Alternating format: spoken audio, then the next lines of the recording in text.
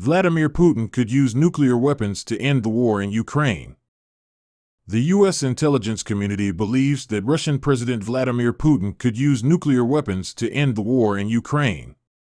The annual threat assessment, released on Wednesday, added that Putin could also drag the U.S.-led West into war in Ukraine in a bid to win back public support. Putin's escalation may also stem from the larger view that the United States is using Ukraine as a proxy to weaken Russia, the report said, adding that the narrative surrounding Ukraine's military success was only the outcome of U.S. and NATO intervention, which could further worsen the Russian forecast. The U.S. intelligence community says the war in Ukraine is changing geopolitical dynamics, as is the comparison between China, Russia, and the West.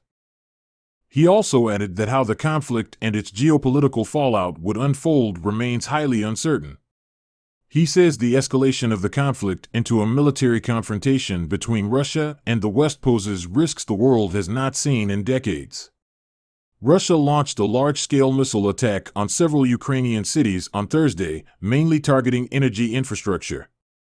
It was the first attack of this magnitude in 3 weeks. Ukrainian officials have not yet confirmed any casualties, although residential buildings were reportedly attacked. Explosions and sirens of air rage rocked Ukraine, particularly its capital Kyiv, in the hours after Russia launched a massive missile strike. Kyiv Mayor Vitaly Klitschko reported an explosion in Holosivsky district and emergency services were on the way to respond. In eastern Ukraine, 15 missiles hit the city of Kharkiv and its surrounding northeastern region, damaging residential buildings.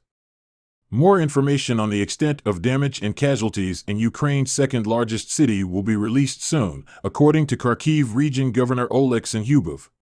Consequently, the Ukrainian railway service reported that there had been a power outage in some areas, causing 5 trains to be delayed for more than an hour and 10 trains for more than 30 minutes. The U.S. intelligence community believes that Russia probably doesn't want a direct military conflict with U.S. and NATO forces, but it is a possibility.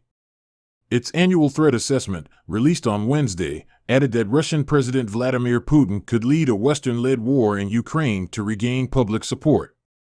Use Ukraine as a substitute to weaken Russia.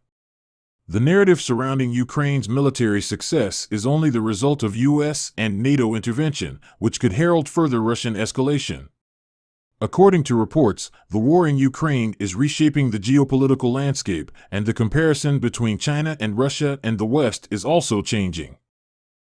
How the conflict and its geopolitical fallout will unfold remains highly uncertain, the U.S. intelligence community added.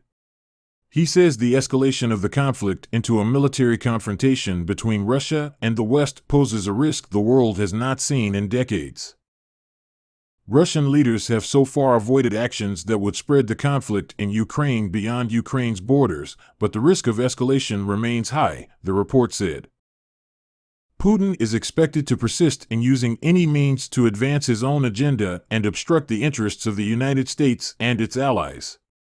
These means may include military, security, hostile influence, cyber and intelligence tactics.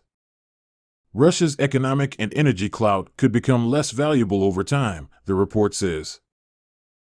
According to U.S. reports, Moscow can intervene if it feels its interests are at stake, if its actions pose little potential risk, if it sees an opportunity to exploit a power vacuum, or if it faces an existential crisis in its environment, which could endanger Putin's leadership and pose a threat to Russia's national security.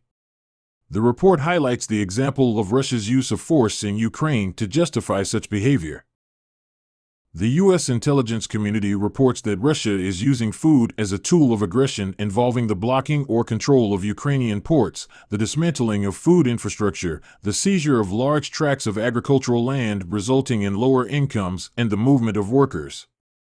Future exports, leading to continued global food shortages, and prices continue to rise.